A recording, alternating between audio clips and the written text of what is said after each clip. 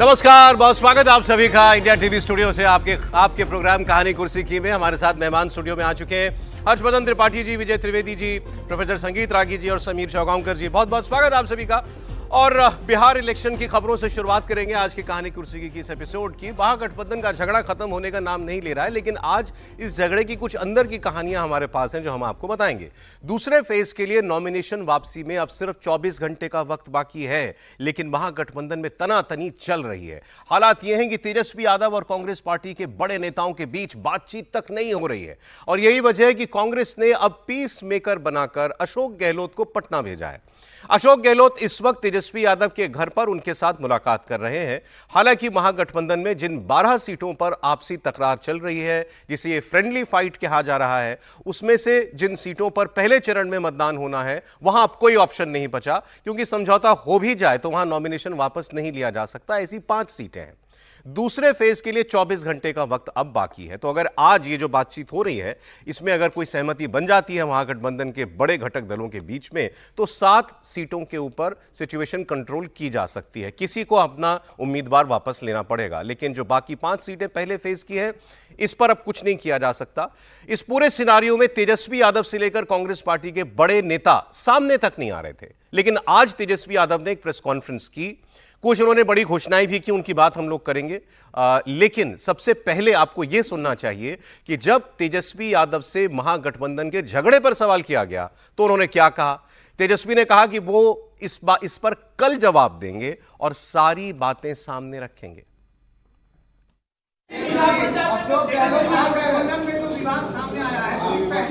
कोई विवाद नहीं है, कल बात करेंगे। कल आप लोगों को सबका जवाब मिलेगा। बहुत बहुत धन्यवाद।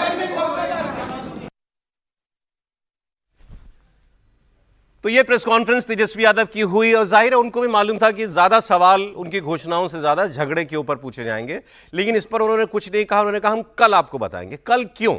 ये खबर हमारे पास कल से है, बीते कल से है कि 23 तारीख को महागठबंधन के बड़े नेता ये मिलकर एक साझा प्रेस कॉन्फ्रेंस करना चाहते हैं। अब होगी कि नहीं ये निर्भर इस बात पर करेगा ज्यादा कि आज जो अशोक गहलोत की मुलाकात हो रही है तेजस्वी यादव से, इसमें इस झगड़े पर विराम लगता है कि नहीं लगता। और फिर कल अगर साझा प्रेस कॉन्फ्रेंस के लिए सब राजी हो जाते हैं तो उसमें तेजस्वी यादव हो सकते हैं, हो सकता है अशोक गहलोत भी उसके अंदर मौजूद हो। कांग्रेस पार्टी के प्रभारी कृष्णा अल्लावरू, प्रदेश अध्यक्ष राजेश राम और वीआईपी पार्टी के मुकेश साहनी, ये लोग इस प्रेस कॉन्फ्रेंस में, जॉइंट प्रेस कॉन्फ्रेंस में आ सकते हैं। लेकिन फिर जैसा मैंने कहा निर्भर करेगा आज की बातचीत में क्या होता है।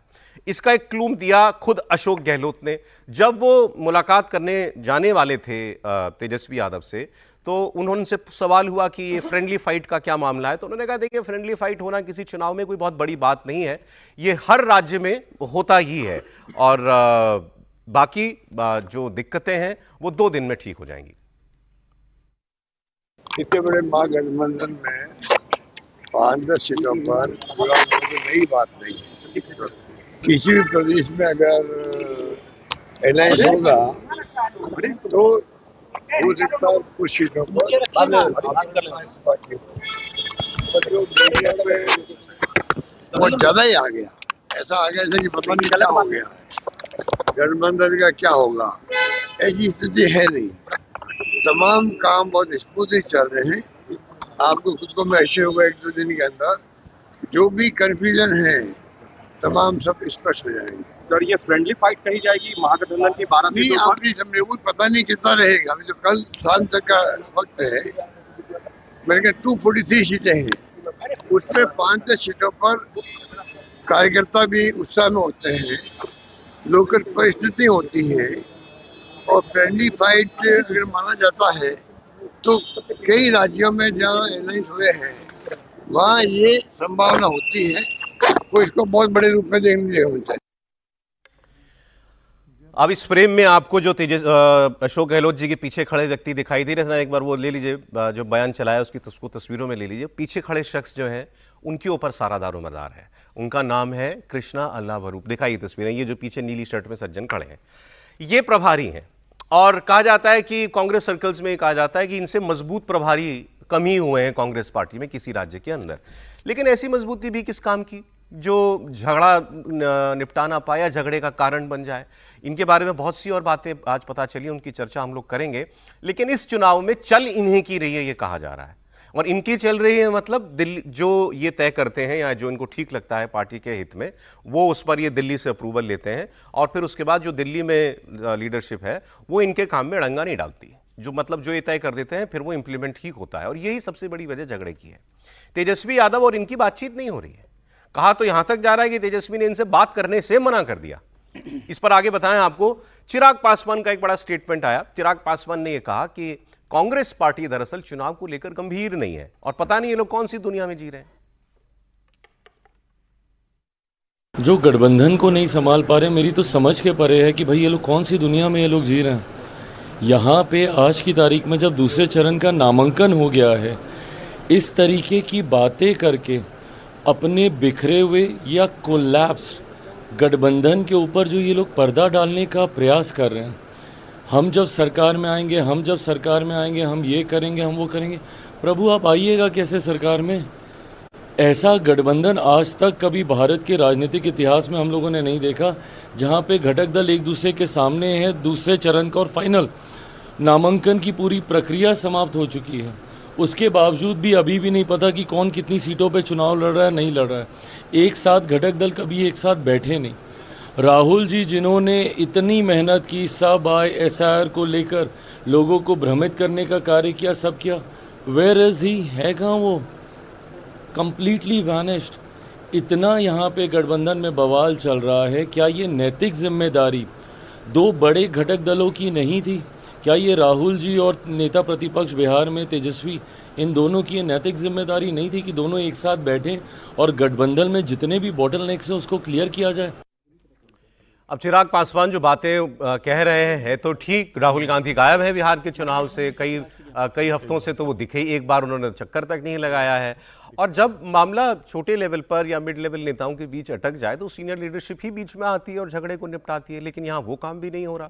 तेजस्वी यादव और राहुल गांधी के बीच पता नहीं बातचीत हो भी रही है इन दिनों की, नहीं हो रही है। लेकिन फिर मैं आपको बताता हूँ, अभी इस वक्त अशोक गहलोत तेजस्वी यादव के घर पर मौजूद है। सवाल ये, चुनाव प्रभारी, प्रदेश अध्यक्ष, तमाम वहाँ सीनियर लीडर, सांसद सब होने के बावजूद क्यों ये ऑब्जर्वर थे इस इलेक्शन के, ऑब्जर्वर को क्यों लास्ट मिनट पर आना पड़ रहा है? समीर जी, देखिए, अशोक गहलोत को भेजा गया और मुझे लगता है कि अशोक गहलोत से जब पूछा गया फ्रेंडली फाइट का, तो उन्होंने कहा नहीं, कुछ जगह फ्रेंडली फाइट हो गया। अब अशोक गहलोत को तो फ्रेंडली फाइट की बहुत आदत है। राजस्थान में सचिन पायलट के साथ जब पंगा हुआ तो उन्होंने कह दिया था कि भैया तो फ्रेंडली फाइट है सचिन पायलट के साथ मेरी, और उसके बाद क्या परिणाम निकल के आया। और देखिए, राजस्थान बिहार में जिस तरीके से अब एक ईगो क्लैश हो गया है, तेजस्वी यादव राहुल गांधी से बहुत ज़्यादा और भयंकर नाराज है। तेजस्वी यादव का यह कहना है, तेजस्वी यादव ने अपने किसी भी करीबी मित्र के माध्यम से कांग्रेस को संदेश भेजा कि राहुल गांधी ने जब वोट अधिकार यात्रा का तय किया तो मैं उससे सहमत नहीं था कि वोट अधिकार यात्रा पूरे प्रदेश में लेकर निकाली जाए। और राहुल गांधी ने जब तय किया तो मैंने कहा कि ठीक है, हमारा समर्थन रहेगा, आरजेडी आपके साथ रहेगी। मैंने आरजेडी की तरफ से और अपने बिहार की तरफ से राहुल गांधी का साथ दिया। जब टिकट बंटवारे की बात आई, जब लगा कि अब प्रधानमंत्री नरेंद्र मोदी, अमित शाह और नीतीश कुमार को बिहार में घेरना है, तो उसके लिए क्या साझा रणनीति बनेगी, टिकट डिस्ट्रीब्यूशन कैसे होगा, उस समय राहुल गांधी कोलंबिया चले गए। और ऐसे गए कि उन्होंने कृष्णा अल्लावरू को जिम्मेदारी दे दी। वहां पर भूपेश बघेल गए, वहां अधीर रंजन चौधरी आए। ऐसे लोगों को भेजा कि जिनके हाथ में ना बिहार की कोई जानकारी थी, ना जो बिहार के बारे में निर्णय ले सकते थे। वो सब हर बार कहते थे कि राहुल जी से हम बात करेंगे, उसके बाद तय करेंगे। तेजस्वी को इस बात की भी नाराजगी कि वो लालू प्रसाद यादव जब कोर्ट के लिए पेश होने के लिए दिल्ली आए थे, उस समय ना सोनिया गांधी मिली, ना कोई बड़ा नेता मिला, सिर्फ कह दिया केशव वेणुगोपाल से आप बात कर लो। तो उन्होंने बहुत स्पष्ट कह दिया कि भाई कृष्णा अल्लावरू आपके लिए बड़े नेता होंगे बिहार के प्रभारी, बिहार में मैं उनसे बात नहीं करूंगा कि बिहार की राजनीति की उनकी समझ नहीं है, और वो अगर मुझे फोन करेंगे तो मैं बात नहीं करूंगा। फोन पे भी बात नहीं करते नहीं की। और उन्होंने स्पष्ट बोला जब कृष्णा अल्लावरू का फोन आया कि आप भाई संजय यादव से बात कीजिए। जब संजय यादव ने फोन किया कृष्णा अल्लावरू को, तो कृष्णा अल्लावरू को बुरा लगा। उन्होंने कहा कि आप तो हमारे राधेश्याम से बात कीजिए। है क्या मतलब कृष्णा अल्लावरू का क्या बैकग्राउंड है, क्या कितनी इंपॉर्टेंट चीज है इस चुनाव में? बेसिकली ये राहुल गांधी जब युवा मोर्चा देखते थे उस समय से युवा मोर्चा में जुड़े रहे, कर्नाटका के नेता है, और डीके शिव कुमार का वरदस्त है बेसिकली कृष्णा अल्लावरू को। और एक वहाँ कहा जाता है कि एक साफ सुथरे नेता है, कर्नाटक की राजनीति में कहा जाता है। और राहुल गांधी को लगा कि इस समय ऐसा नेता बिहार में भेजना है जिसको बिहार की लोकल पॉलिटिक्स में कोई खेमेबाजी से इंटरेस्ट नहीं हो, जो निष्पक्ष होकर निर्णय ले सके। लेकिन जिस तरीके से कृष्णा अल्लावरू से उम्मीद थी कि चुनाव के बहुत पहले तेजस्वी के साथ मिलकर, मुकेश सहनी के साथ मिलकर, लेफ्ट पार्टियों के साथ मिलकर टिकटों का डिस्ट्रीब्यूशन बहुत स्मूथली वो करा लेंगे, क्योंकि राहुल गांधी का उनके ऊपर हाथ था, राहुल गांधी से वो सीधे बात कर सकते हैं। मुझे लग रहा है उसके बाद भी वो सब चला यही रहे, सब ये चला रहे हैं, लेकिन उसके बाद भी वो पूरे असफल हो गए टिकट डिस्ट्रीब्यूशन पे गठबंधन को लेकर। वीडियो फिर याद कीजिए आप, एक विधायक का जिसका टिकट कटा और राजेश राम जो प्रदेश अध्यक्ष हैं, उसमें उन्होंने कहा मैं तो बस दस्तखत करके आ जाता हूं, अब किसको उसके बाद टिकट मिला, क्या बात हुई, मुझे इससे मालूम नहीं, और पार्टी ऐसे नहीं चल सकती। मैं भी कह रहा हूं आपसे, वो जो आदमी अपना दर्द बताने के लिए जिसने फोन किया था, राजेश राम जी ने अपना दर्द उनको बता दिया। पप्पू यादव कह रहे हैं कि कांग्रेस, लालू यादव से कह रहे हैं कि हट छोड़ दीजिए आप, मान जाइए और अपने उम्मीदवार जो हैं वो वापस ले लीजिए। मुझे तो एक बड़ी बातचीत, तारिक अनवर सांसद हैं, उन्होंने क्या कहा, कुछ सीटों का जिक्र करते हुए उन्होंने कहा कि जिस आदमी को जो है 3000 वोट मिले थे, जो तीसरे नंबर पे था, उसको आपने टिकट दे दिया। तो वो भी इनडायरेक्टली नाम लिए बगैर बात इन्हीं की कर रहे हैं, क्योंकि चल ही नहीं की रही है, जैसा समीर जी ने आपको बताया। एक अजीबोगरीब सी बात पता चली है त्रिपाठी जी कि कांग्रेस की सीनियर लीडर ने शेयर किया है कि ये बिहार में रुकते नहीं हैं, मतलब रात्रि विश्राम बिहार में नहीं होता है इनका, ये फ्लाइट से आते हैं और वापस आ जाते हैं दिल्ली रात में, जो भी लास्ट फ्लाइट होती है। नहीं, अगर ऐसा है तो इन्होंने बड़ा सीरियसली ले लिया होगा कि बिहार की राजनीति में नहीं फंसना है। भाई रात में रुकेंगे तो लोग, 4 लोग आएंगे, बिहार के नेता वैसे भी बातचीत में तेज होते हैं तो फंसा लेंगे, तो इसलिए। लेकिन गंभीरता से अगर देखें तो मुझे थोड़ा सा चिंता ज़्यादा हो रही है, क्योंकि जैसे ही मैंने अशोक गहलोत जी को सुना, जैसे ही मैं भूपेश बघेल जी का चेहरा देखता हूँ, जैसे ही मुझे मतलब लगभग गायब हो गए अधीर रंजन चौधरी का नाम सुनाई देता है, तो मुझे लगता है कि फिर राहुल गांधी ने किया क्या। ये तो पुनर्मूषको भव वाली स्थिति हो गई। ये तो वो स्थिति हो गई कि क्या कहावत है ना कि 9 दिन चले 2.5 कोस। आप जहां से चले थे वहां पहुंचने के लिए कहीं और चले थे, लौट के फिर वहीं आ गए। अगर आपको कृष्णा अल्लावरू पर भरोसा था, जो कि दिखता है कि है, और कृष्णा अल्लावरू ने कड़े निर्णय लिए, ये सब होता है, अगर आप कहीं भी किसी सिस्टम को थोड़ा सा डिसरप्शन करते हैं, थोड़ा तोड़फोड़ करते हैं, तो लोग झगड़ा करते हैं, लेकिन तब आपको उन पर भरोसा करना चाहिए था। अब कृष्णा अल्लावरू खड़े हैं पीछे, अशोक गहलोत आ गए हैं आगे, अशोक गहलोत तेजस्वी जी के घर में है, तो क्या कर रहे होंगे लोग? अल्लावरू का मजाक बना रहे होंगे। अल्लावरू ने जो किया है उसको उन्हीं के सामने लालू जी और तेजस्वी जी अपने अंदाज में खारिज कर रहे होंगे। तो कांग्रेस कहां बची? और पिछले साल भर से, 1.5 साल से जो कांग्रेस वहां बन रही थी, मजबूत हो रही थी, वो कहां बची? अच्छा, और अगर यही सब है तो फिर गठबंधन लड़ेगा कैसे? अब ये नहीं मालूम कि जो अशोक गहलोत जी गए हैं तेजस्वी जी से मिलने, तो कृष्णा अल्लावरू साथ उनके गए हैं कि नहीं गए? समीर जी तो मुझे कह रहे थे शायद मना कर दिया था, तेजस्वी यादव उनसे मिलना भी नहीं चाहते। विजय लक्ष्मी हमारे साथ जुड़ी है, हमारी सहयोगी, कांग्रेस पार्टी की सारी खबरें उनके पास रहती है। अशोक गहलोत को क्यों आज मैदान में उतारना पड़ा? मतलब क्या इतना संबंध विच्छेद है कांग्रेस और आरजेडी में? विजय, बिल्कुल सौरभ, संबंध विच्छेद तो है, क्योंकि कई दिनों से इनफैक्ट फोन पे जो है टेलीफोनिक कॉन्वर्सेशन भी बंद थी कृष्णा अल्लावरू और आरजेडी की जो लीडरशिप है उसके बीच में। एक्चुअली में कृष्णा अल्लावरू को मैंडेट दिया है कांग्रेस की लीडरशिप ने कि आपको अड़े रहना है। पिछली बार जो खराब सीटें दी थी वो बिल्कुल नहीं लेनी है, क्योंकि पिछली बार सारा ठीकरा कांग्रेस के नेगोशिएटर्स पर फोड़ा गया 2020 में, कि सारी खराब सीटें ले ली, कोई लड़ाई नहीं की अंदर जाकर के, और फिर स्ट्राइक रेट खराब कर दिया। तो इस बार ऊपर आला कमान ने कहा कि लड़ो और जो विनेबल सीटें हैं वही लेके आओ, फालतू का नंबर जो है क्वांटिटी मत बढ़ाओ, क्वालिटी सीटें लाओ। तो वो आपको अल्लावरू के, आप देखेंगे उनके जेस्चर में, उनके बॉडी लैंग्वेज में वो अड़ियलपन दिखता है। लेकिन लालू प्रसाद यादव जैसे कद्दावर नेता से डील करने के लिए उम्र के हिसाब से भी और एक्सपीरियंस के हिसाब से भी कृष्णा अल्लावरू वो मैच नहीं कर पाते हैं वो स्टैचर को।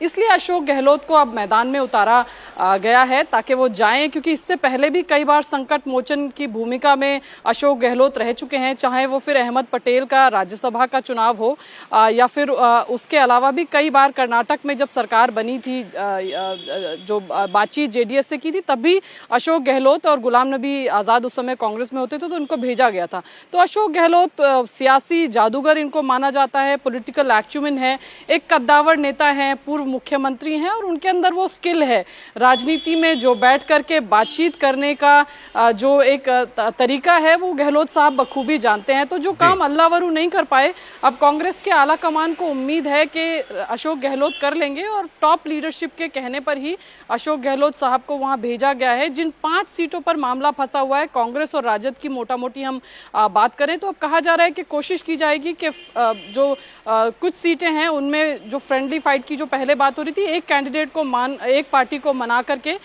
एक सिंगल कैंडिडेट के नाम पर लाया जाए, फिर एक चिट्ठी निकाली जाए या जो भी प्रक्रिया रहेगी।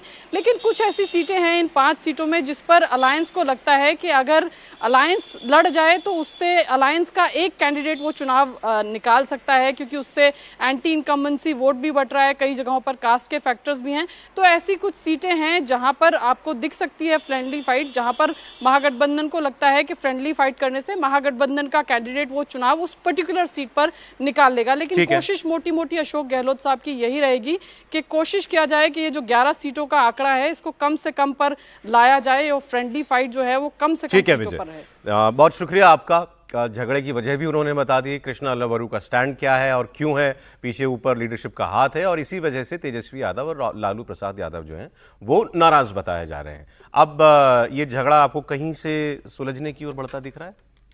देखिए, मुझे तो कांग्रेस पार्टी का जो क्लेम है, कांग्रेस पार्टी का उन सीटों पर क्लेम है जहां पर वो 450 वोट से, 1000 वोट से, 2000 वोट से, ऐसे वोट से वो नंबर 2 पर रही है।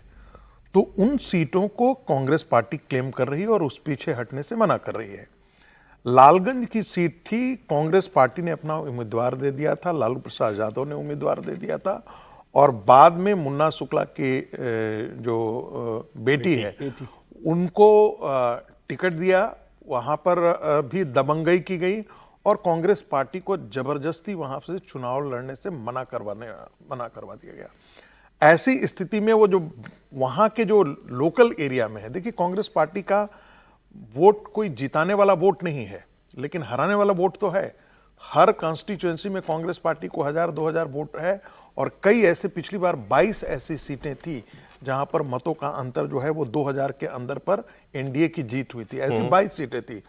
तो कांग्रेस पार्टी ये बहुत अच्छे तरीके से जान रही है कि ये हार्ड बार्गेनिंग का समय है। यदि हम लालू प्रसाद यादव के साथ हार्ड बार्गेनिंग इस समय नहीं कर पाए तो आने वाले लोकसभा चुनाव के अंदर हम नहीं ठीक से इनको कांग्रेस का अड़ना जायज है आपके तो मेरे हिसाब से कांग्रेस इसी जायज है या नहीं है, लेकिन कांग्रेस पार्टी का यही स्टैंड है। और दूसरी बात, जो एक चीज जानकारी मिलकर आई है कि तेजस्वी और राहुल गांधी की जो पहले थी कि जैसे ज्वाइंट रैली, जैसे नीतीश जी और प्रधानमंत्री की ज्वाइंट रैली शेड्यूल्ड है, उस प्रकार से राहुल गांधी और तेजस्वी की ज्वाइंट रैली भी पहले से बात की जा रही थी कि शेड्यूल किया जाएगा, लेकिन अब उसकी कोई संभावना दिख नहीं रही है। जिस प्रकार के तेवर दोनों पार्टियों के तरफ से अभी मौजूद है। ज्वाइंट चुनाव लड़ने वो अभी तो दिखाई दे रहा है वो बहुत होगा रैली। मैं वही कह रहा हूं ना कि चूंकि गठबंधन नहीं हो पाया तो ज्वाइंट प्रेस कॉन्फ्रेंस भी होना अब कल तय था। अच्छा, अब होगा या नहीं इसकी तो बहुत दूर तक की संभावना नहीं दिख रही। कहा जा रहा है कि कल एक ज्वाइंट प्रेस कॉन्फ्रेंस महागठबंधन करना चाहता है ताकि ये मैसेज जो गया है लड़ाई झगड़े का पब्लिक में उसको कुछ काउंटर किया जा सके। लेकिन सर, अगर केवल तेजस्वी यादव या आरजेडी की नाराजगी की बात होती तो चलो आप कहते, राजेश राम का कहना वैसे पार्टी नहीं चलेगी, तारिक अनवर का खुलेआम कहना कि कैंडिडेट सिलेक्शन ठीक से नहीं किया गया, सारी उंगलियां इन्हीं के ऊपर है, कृष्णा अल्लावरू के ऊपर। बिल्कुल ठीक आप कह रहे हैं और इसका मतलब कृष्णा अल्लावरू को जिस काम के लिए भेजा गया था वो उन्होंने ठीक से किया है काम, मैं ऐसा समझता हूँ। और जो कांग्रेस लीडरशिप ने तय किया उस हिसाब से भी मैं समझता हूँ कि बेहतर काम किया कि ऐसे आदमी को भेजा जो इन सब से, यही सारी पॉलिटिक्स ने तो कांग्रेस को बर्बाद किया था वहाँ पर। तो कभी भी ऐसा होता है कि जब भी कोई स्ट्रिक्ट या जो नॉन पॉलिटिकल पार्टी या नॉन पार्टीशन आदमी को भेजा जाता है तो ये सारे झगड़े शुरू होते हैं। और ये हम गलत समझ रहे हैं कि तेजस्वी यादव से बातचीत करने के लिए कृष्णा अल्लावरू को भेजा गया। कृष्णा अल्लावरू का काम ही ये नहीं है। कृष्णा अल्लावरू का काम है पार्टी को मजबूत करना, पार्टी के लिए बेहतर चांसेस को बनाना और लड़ना। आप इसको तमिलनाडु के अन्नामलाई से उदाहरण लीजिए। अन्नामलाई ने जिस तरह से बीजेपी को 6 महीने में 8 महीने में खड़ा किया था, वो सबके दुश्मन बन गए थे। और वहाँ पर जो सहयोगी पार्टियाँ थी AIADMK वो सब लोग नाराज थे, लेकिन उन्होंने पार्टी को खड़ा कर दिया।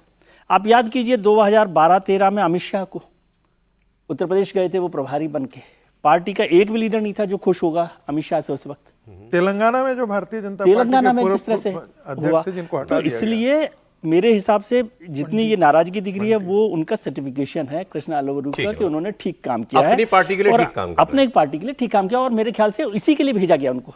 अब अशोक गहलोत भेजे गए हैं, ये राइट चॉइस है कि वो डील करें, क्योंकि वो डील करने में माहिर लोगों में से हैं। डील करने का माहिर का मतलब कि वो इतने फ्लेक्सी हैं कि किसी को नाराज होने नहीं देते, मतलब इस लेवल तक नहीं नाराज हो सकता अशोक गहलोत से कोई कि बातचीत टूट जाए। लेकिन ये काम तब हो रहा है ना जब 5 सीटों पर तो ये लेट कैंडिडेट भी वापस नहीं लिया जा सकता। ये लेट हुआ काम, ये वहां पर ऊपर जो लीडरशिप है उसको देखना चाहिए था, लेकिन कृष्णा अल्लावरू ने मेरे हिसाब से कांग्रेस के लिए बेहतर काम किया। अब आपको हम तेजस्वी यादव की आज के कुछ ऐलान बताते हैं, इससे बहुत कुछ पता लगता है कि वो पार्टी या वो नेता चुनाव को कैसे देख रहा है, अपने चांसेस कैसे देख रहा है। जैसे जब इन्होंने कहा मैं हर घर सरकारी नौकरी दे दूंगा, बहुतायत लोगों को ये लगा कि ये डेस्परेशन थी, उनको मुश्किल चुनाव सामने खड़ा दिख रहा था, चांसेस कम नजर आ रहे थे अपने आने के, इसलिए एक ऐसी बात कह दी जो अगर व्यक्ति मान ले तो फिर तो बयारी बह जाए उनकी। आज क्या किया इन्होंने? नीतीश कुमार बिहार में महिलाओं के खाते में 10-10 हज़ार रुपए भेज रहे हैं, 1 करोड़ 21 लाख महिलाओं के खाते में पैसा सीधा जा चुका है, और महिला वोटर्स को अपनी तरफ आकर्षित करने का काम उन्होंने किया। तो अब तेजस्वी यादव ने इसकी काट तलाशी जीविका दीदियों के जरिए, जीविका दीदियों को ही वो पैसा मिल रहा है, नीतीश कुमार वाला भी। तेजस्वी यादव ने आज अनाउंस किया कि जब हमारी सरकार बनेगी तो हम जीविका दीदियों को स्थायी कर देंगे और उनकी तनख्वाह 10,000 से बढ़ाकर 30,000 रुपए कर दी जाएगी, 5 लाख का बीमा देंगे, ब्याज मुक्त कर्ज देंगे। हालांकि तकनीकी बात यह है कि तेजस्वी यादव ने जीविका दीदियों को सरकारी नौकरी 30,000 वेतन का जो ऐलान किया है वो सिर्फ उन जीविका दीदियों के लिए होगा जो कम्युनिटी मोबिलाइजर्स हैं, उनकी समूह की लीडर कह लीजिए आप, और इनकी संख्या 1,40,000 ही है। ऐलान सुनिए आप। एक ऐतिहासिक घोषणा हम करने जा रहे हैं, ये हमारा प्रण है और जो कह रहे हैं वो जरूर ये होगा और कर करके हम लोग दिखाने का काम करेंगे। आप सब लोग जानते हैं जीविका दीदियां का जितना शोषण हुआ है इस सरकार में शायद ही कहीं हुआ होगा, जितना इस्तेमाल इन लोगों को किया गया है, जितना अन्याय जीविका दीदियों के साथ किया गया है और कहीं नहीं किया गया। हम लोगों की जवाबदेही है, जिम्मेदारी है। ये सरकार तो किसी का सुनता नहीं, रिटायर्ड अधिकारी हो, भ्रष्ट अधिकारी हो, भ्रष्ट सरकार हो, इनको इन लोगों के दुख से कोई लेना देना नहीं।